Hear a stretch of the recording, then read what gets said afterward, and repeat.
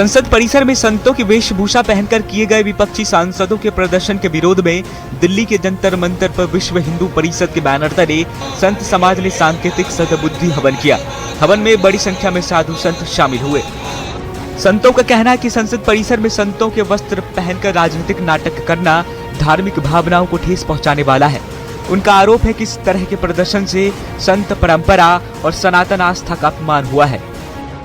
विश्व हिंदू परिषद के द्वारा वो हवन का आयोजन किया जा रहा है और आप इसका नाम जो है वो आप देख सकते हैं कि सद्बुद्धि हवन नाम दिया गया। आपको बता दें कि शुक्रवार को यानी कि जिस तरीके से संसद परिसर में विपक्षी नेताओं के द्वारा एक चंदा चोरी, जो भी राम मंदिर में कथित चंदा चोरी को लेकर नाटकीय ढंग से जो प्रस्तुत किया गया है, इसको लेकर लोकसभा स्पीकर भी नाराज दिखे और उन्होंने भी हिदायत दी कि इस तरीके से भेष बदलकर संसद परिसर में आना, संसद परिसर की गरिमा को ठेस पहुंचाना है और उसी को लेकर जो है वो आज यहाँ पर हवन का आयोजन किया जा रहा है। तस्वीरों के माध्यम से आप देख पा रहे होंगे कि तमाम यहाँ पर जो है वो संत यहाँ पर मौजूद हैं। वेद उच्चारण के साथ जो है वो सांकेतिक हवन का यहाँ पर आयोजन किया गया है।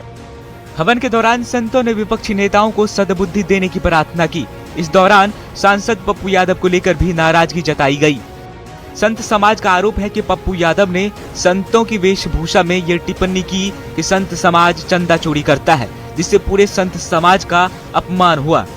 तमाम अलग अलग जगह से जो विश्व हिंदू परिषद के समर्थित लोग हैं, उनके जो समर्थित लोग हैं तमाम यहाँ पर पहुंचे हुए हैं अलग अलग जगह से, और जो भी यहाँ पर संत हैं वो वेद उच्चारण के साथ सांकेतिक हवन कर रहे हैं कि जिस तरीके से संतों के और सनातन के जो धर्म पर जो ठेस पहुंचाया गया उसको लेकर जो है वो यहाँ पर सांकेतिक हवन किया जा रहा है ताकि विपक्षी नेताओं को सद्बुद्धि मिले और जो इस तरीके का नृत्य करते हैं या लगातार संतों की चीजों को लेकर उनके मान सम्मान या संत को लेकर जो सवाल खड़ा करते हैं। संत समाज ने पप्पू यादव से सार्वजनिक माफी की मांग करते हुए चेतावनी दी है कि अगर माफी नहीं मांगी गई तो उनके खिलाफ देशव्यापी विरोध प्रदर्शन और घेराव किया जाएगा। फिलहाल इस पूरे विवाद ने राजनीतिक और धार्मिक दोनों स्तरों पर नई बहस छेड़ दी है।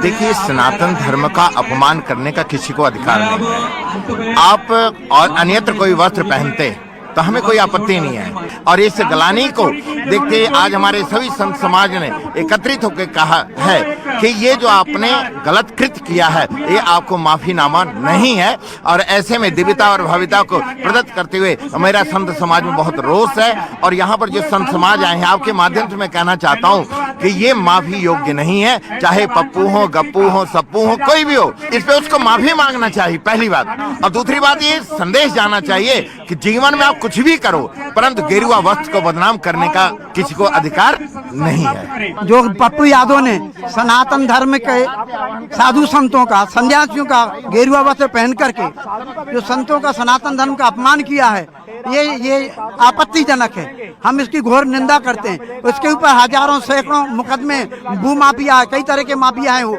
और उसमें सारे अपोजिशन ने उस भौंडा नृत्य किया है लोकसभा के अंदर। हम उसकी निंदा करते हैं। कोई तुमको नाटक करना था, जिन्होंने चोरी उनका मुखौटा लगा था, चोरों का जो जेल में है या जो नहीं पकड़े गए उनका लगा था। साधु ने किसने चोरी की? पूरे साधु समाज का अपमान किया है, इसका जवाब देना पड़ेगा।